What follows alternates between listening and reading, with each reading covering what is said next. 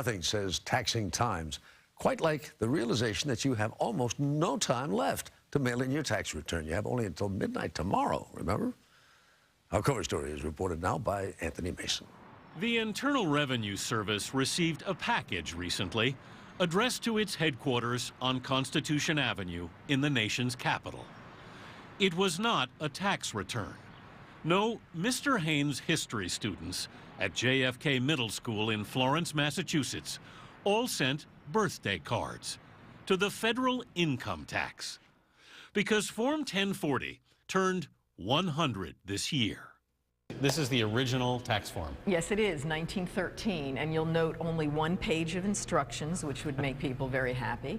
The original 1040 hangs in the corridors of the IRS building, where Nina Olson is the presidentially appointed taxpayer advocate. So only about 3% of the population was subject to the income tax. Today, it's 54%.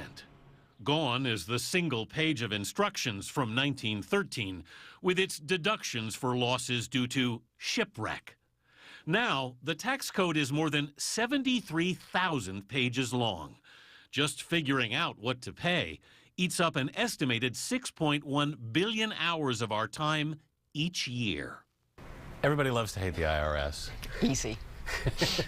Even if you like what those tax dollars are doing, even if you feel the benefits of them, you don't want somebody taking your money away from you. And we constantly have to remind them that IRS has nothing to do with the tax code. You know, Congress passed it. Congress may get the blame now, but it was the American people who passed the 16th Amendment to the Constitution, making the income tax possible. At first, it affected only the well-off, with a top rate of just 7%. But only 4 years later, when we entered World War I, that rate soared to 77%.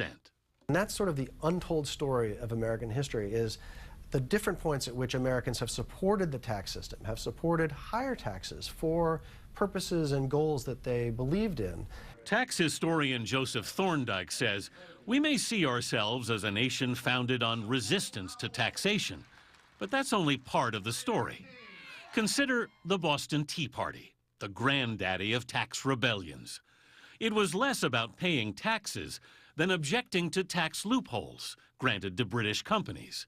Then, as now, Thorndike says, the system hinges on the notion of fairness.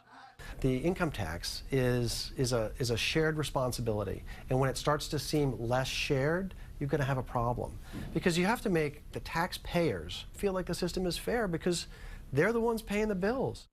Indeed, by the 1920s, the wealthy who paid those bills had had enough. Their champion arrived in the form of Treasury Secretary Andrew Mellon, a banker who himself paid more in taxes than just about anyone in the country. The old joke is that 3 presidents served under Andrew Mellon, but he was Secretary of the Treasury for parts of the Harding, Coolidge, and Hoover administrations. None of those presidents even approached him in terms of their influence on tax policy. He was the man. We're in the money. We're in the money. During the Roaring '20s and the Great Depression alike, Mellon argued that high taxes hurt the economy, that they rob incentive from innovators and job creators, beliefs that still echo today.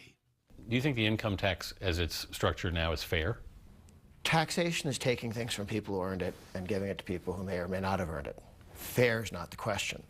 Grover Norquist is the founder and head of Americans for Tax Reform, a conservative lobbying group dedicated to, in his words, shrinking government down to the size it can be drowned in a bathtub. We all want one simple thing from our government. We would like to be left alone. And he's no fringe thinker. Close to half of the House and Senate, 258 members, have signed Norquist's pledge never to raise taxes. Look, taxes are how you fund government. The question is, what's a legitimate function of government? What isn't? Should the government have farm subsidies? Yes or no? It's a different question than if you're having farm subsidies, who do you steal the money from?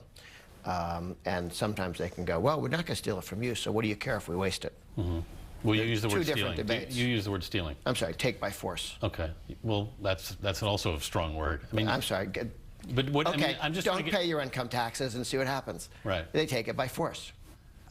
That just strikes me as an overdramatic analysis of the situation. Now, if you Historian tax Joseph everything away Thorndike. from people, taxes are what we pay to make the government go. I mean, it's really not very complicated. You have a lot of stuff you want government to do. You want stop signs, you want paved roads, you want an army, you want Social Security. You got to pay for these things somehow. Asking people to pay for them, that's not robbing them of freedom. That's asking them to pay the price for the things that they're trying to buy. According to a new Pew Research study out last week, a majority of Americans dislike or even hate doing their taxes. But 71% believe it's a moral obligation to report all of their income to the tax collector. It is part of our shared civic responsibility of being Americans and living in the greatest country in the world. Dave Camp is one of the congressmen who signed Grover Norquist's pledge not to raise taxes. But the Michigan Republican is in a unique position. He chairs the House Ways and Means Committee, the body responsible for writing and possibly reforming the tax code. I think many people have this sense that if only they could get the best lawyer or the best accountant, they'd be paying less than they're paying now. And so I think there is an appearance of unfairness. Most of the higher income people use most of the deductions. And so I think there's a sense there of, gee, the top end gets rewarded in ways that the average person doesn't. Tax reform may help address questions of fairness. And whether we expect our rates to go up or down, most appear to agree with the words of Oliver Wendell Holmes, inscribed on the IRS headquarters. Taxes, he wrote, are what we pay for a civilized society. I don't want to seem misty-eyed and all happy about the income tax because I personally hate paying them as much as anybody. I certainly hate the process of paying them.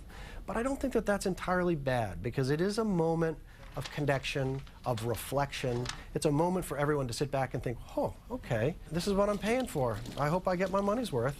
Most Americans probably won't include birthday cards with their 1040 forms tomorrow. Even a few members of Mr. Haynes' middle school class were less than celebratory. As Adele wrote, "Happy 100th birthday, federal income tax.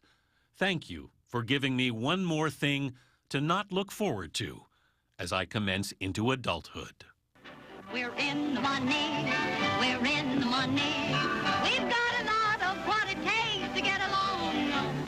We're in the money, the sky is sunny.